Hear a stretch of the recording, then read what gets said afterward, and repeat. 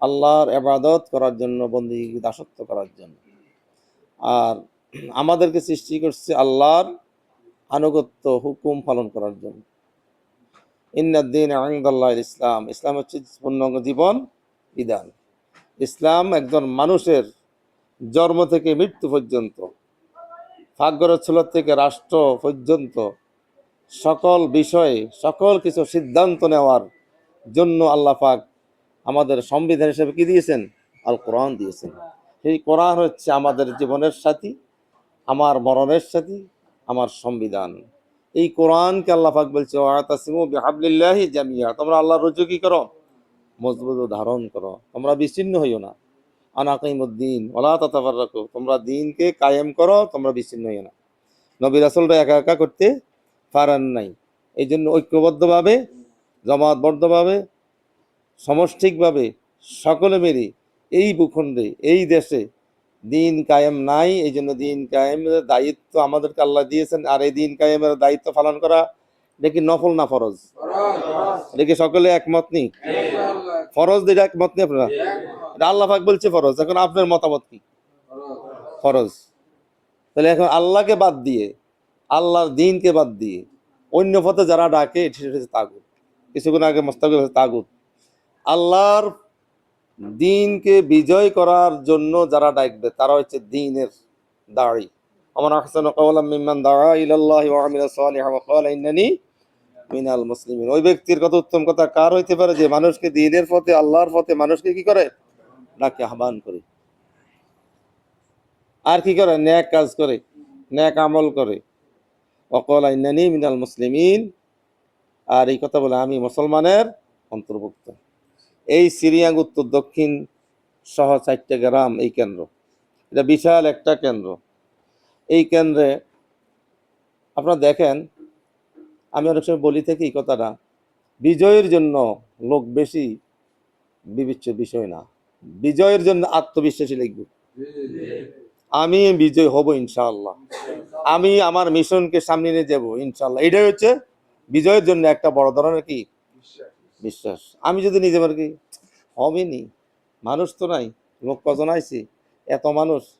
আপনি যদি এখানে এই লোকগুলি ভাগ করে নেন, যারা এই সিরিয়াঙ্গের অধীনে আছেন, এই কেন্দ্রের অধীনে আছেন, আমরা যদি ভাগ করে নেন, এই সিদ্ধান্ত নেন আগামী ফেব্রুয়ারি যদি নির্বাচন হয়, আমি 100 জনকে টার্গেট যদি আপনি করেন, আপনার সিদ্ধান্ত থাকে আমি 100 জনকে দিনের দাড়ি কর্মী বানাবো, এদেরকে দিনমুখী করব, কোরআনমুখী করব, মসজিদমুখী করবো, আল্লাহমুখী করবো, এই দায়িত্ব আমার। এটা কি অসম্ভব না সম্ভব? তাহলে এর জন্য কি ঘর ঘুমাই থাকতে হবে নাকি ময়দানে যাইতে হবে? এখন আমরা তো ঘুমাই আছি, আমরা আছি কোথায়? ঘুমে আছি। ঘুমের সুযোগ আছে?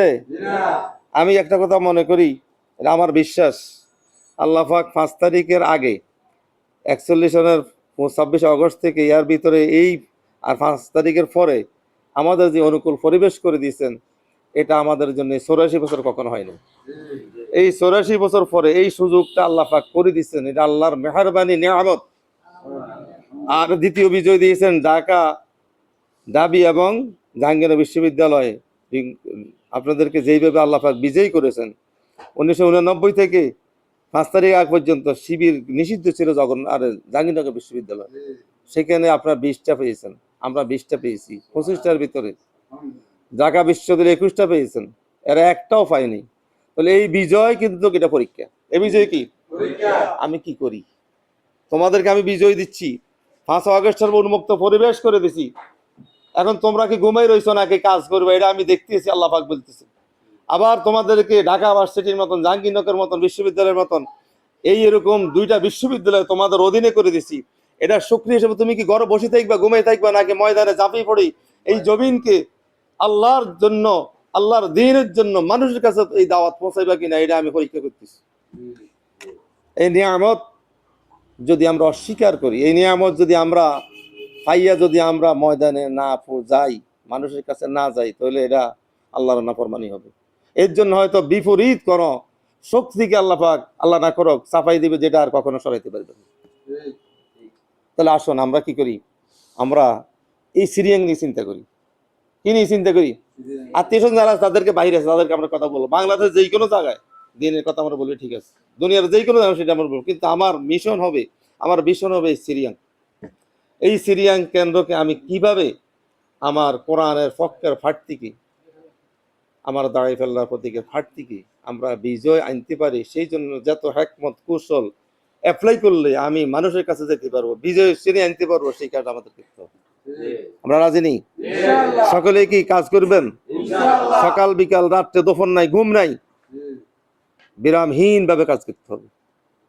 কারণ ময়দানে যখন যাবেন আল্লাহ সাহায্য আসবে, আর ময়দানে ঘুমাই থাকবেন তাহলে সাহায্য আসবে না। যেমন সাহিত্য বদর আসছিল। সম্মানিত উপস্থিতি, আমি আপনাদেরকে সর্বশেষ আরেকটা আহ্বান জানাচ্ছি, সেটা হচ্ছে আমরা আমাদের অর্পিত দায়িত্ব আমরা পালন করব এবং আল্লাহর সাহায্য চাইব। এই সিরিয়াং কেন্দ্রের অধীনে যত মানুষ আছে বনি আদম প্রত্যেকের জন্য আল্লাহর কাছে দোয়া করবো, আল্লাহ তুমি তাদেরকে বুঝদান করো, হেদায়েত দাও, দ্বীনের পথে আনো, কল্যাণের পথে আনো, এবং আমার চরিত্র, আমার আদর্শ সবচেয়ে বড়। আমি আমার আদর্শ নিয়ে রাসূল সাল্লাল্লাহু আলাইহি সাল্লাম সকলের কাছে এত দাওয়াত দিতে পারে নাই, ওনার আদর্শ দেখি দলে দলে মানুষ কি হয়েছে, ইসলাম গ্রহণ করেছে। আমরা একটা আদর্শ হয়ে যাবো, আমরা এক ব্যক্তি থাকি না। যখন আপনি সংগঠন করবেন তখন আপনি ব্যক্তি থাকেন না, আপনি একটা সংগঠন হয়ে যান। আমি সকল বিষয় ত্যাগ এবং কোরবানি আমি স্বীকার করবো, বিসর্জন দিয়ে দিব আল্লাহর রাহে, আল্লাহর দ্বীনের জন্য। একমত নেই? জান মাল ইজ্জত আবরু যা কিছু সব কিছু, আমার মেধা যোগ্যতা বিচক্ষণতা সব কিছু অ্যাপ্লাই করবো দ্বীনের জন্য, আল্লাহ সন্তুষ্টির জন্য। রাজি? আমরা তো এই কেন্দ্রে পাশ করতে পারবো তো ইনশাল্লাহ? এই সিদ্ধান্ত, এই মনোবলকে আপনাদের আছে, এই হিম্মত আছে?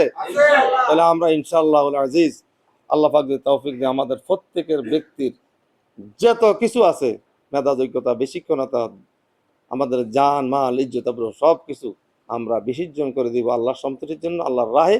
এবং এই সিরিয়ানকে আমরা একটা ইসলামের দুর্গা হিসেবে যেন আল্লাহ পাক কবুল করে, এবং আমাদের কাজ, এই দায়িত্ব আমরা অর্পিত দায়িত্ব যথাযথ পালন করব। আমরা একমত ইনশাআল্লাহ? সকলকে ধন্যবাদ এবং আমার সংক্ষেপ